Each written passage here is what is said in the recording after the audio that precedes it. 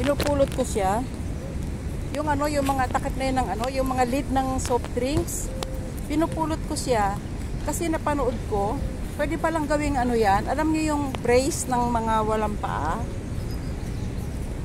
Patibay daw yan eh. Kaya pinupulot ko siya. O di pag uwi ko ng Pilipinas, ibibigay ko sa ano, gumagawa niyan. No?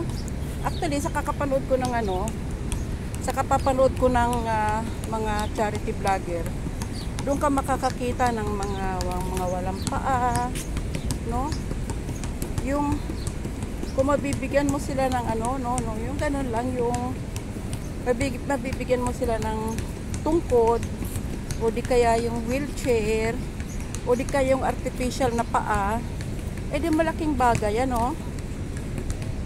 Kung i-donate mo na lang yan sa gagawa, o di yung gagawa naman, baka naman pwedeng i-labor na lang kasi wala nang materialis, di ba? O, eh ano pa nga ba naman? Kung naglalakad tayo at dinadaan-daanan lang naman natin yan, edi pulutin na lang natin, no? Natawa ko sa anak kong lalaki kasi naglalakad kami. Tapos nakatingin ako sa baba. Mami, ano ka ba? Sabi niya, ano ka ba?